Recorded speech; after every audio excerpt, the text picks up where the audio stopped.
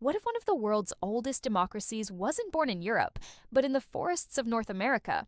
Long before the United States declared independence, the Haudenosaunee, also known as the Iroquois Confederacy, built a system of governance rooted in balance, dialogue, and unity.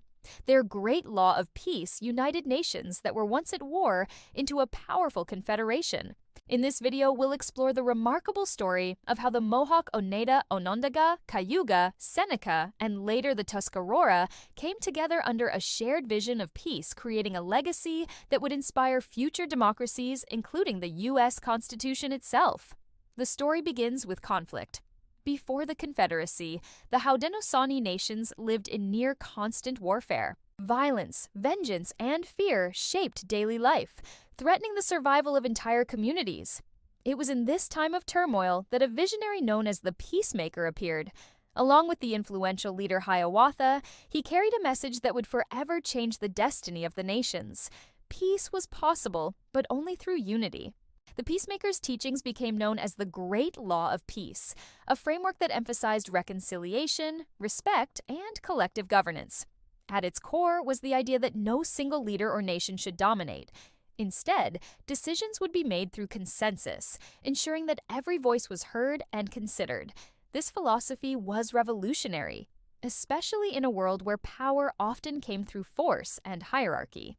The Confederacy first united 5 nations: the Mohawk, Oneida, Onondaga, Cayuga, and Seneca. Together, they formed a council where representatives from each nation would gather under the Great Tree of Peace.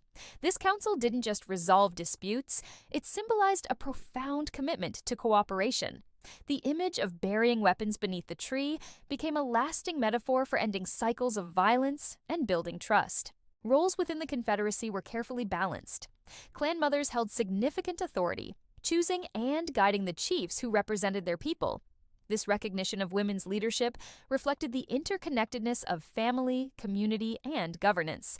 The structure wasn't perfect, but it provided stability in a way that was rare for its time. It blended tradition with a political system capable of adapting to challenges. Symbolism played an important role in reinforcing unity. The wampum belts, crafted from beads, preserved treaties, laws, and shared memory. They weren't just artifacts, they were living records, recited and interpreted to keep the principles of the Great Law alive across generations. This ensured continuity, even without a written alphabet, and emphasized the importance of memory and oral tradition in governance. The strength of the Confederacy grew over time, and in the 18th century the Tuscarora joined, expanding the League to 6 nations. This showed the flexibility and inclusiveness of the system, which could welcome new allies while preserving its foundations. It became one of the longest-lasting political unions in the world, a testament to the power of cooperation over division.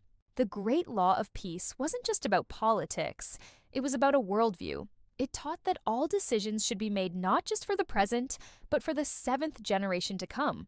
This long-term vision encouraged leaders to think beyond immediate gain, fostering sustainability and responsibility. Modern discussions about environmental stewardship and intergenerational ethics echo this principle, showing its timeless relevance. When Europeans arrived, they were struck by the organization and stability of the Haudenosaunee system. Early colonial leaders observed their councils and noted their methods of consensus building. While cultural differences were immense, the influence of the Confederacy began to seep into the political imagination of the settlers. Their practices offered a living example of participatory governance on the North American continent. By the time of the American Revolution, the Founding Fathers were actively engaging with Haudenosaunee leaders. Figures like Benjamin Franklin attended councils and expressed admiration for their political sophistication. Elements of the U.S. Constitution, such as the idea of separate powers and a union of states, bear striking parallels to the Confederacy's structure. Though not a direct copy, the inspiration is undeniable. Despite this profound influence, the Haudenosaunee often faced marginalization and broken promises as the United States expanded. Treaties were signed and later ignored, and the Confederacy's sovereignty was repeatedly challenged. Yet, their system endured, continuing to guide their communities and stand as a symbol of resilience. Their governance remains active today, a living reminder of the power of their vision. In recent years, scholars and activists have worked to restore recognition of the Confederacy's contributions to global ideas of democracy. Acknowledging the Great Law of Peace challenges the Eurocentric narrative of democratic origins and highlights the wisdom found in Indigenous traditions. It forces us to reconsider what we think we know about where democracy came from and who shaped it. Ultimately, the story of the Haudenosaunee Confederacy is more than history. It's an ongoing lesson. The principles of unity, respect, and long-term thinking remain relevant in today's world of political divisions and environmental crises. Their legacy proves that peace is not just the absence of war, but a structure carefully built to honor all voices and ensure a shared future. The Haudenosaunee Confederacy stands as one of humanity's great achievements, turning conflict into cooperation and chaos into order. Through the Great Law of Peace, they created a participatory system that empowered communities, honored women's leadership, and thought about generations yet unborn. Their vision influenced modern democracies and still inspires those seeking more just and sustainable societies today. Recognizing their story isn't just about giving credit where it's due. It's about understanding that the roots of democracy are broader and deeper than we often imagine. The Great Tree of Peace continues to remind us that strength comes not from domination, but from unity. And that brings us to the end of this journey through the story of the Haudenosaunee Confederacy and its Great Law of Peace. If you found it fascinating that Indigenous wisdom helped shape modern democracy, subscribe to the channel and share your thoughts in the comments. What lessons do you think we can still learn from the Confederacy today?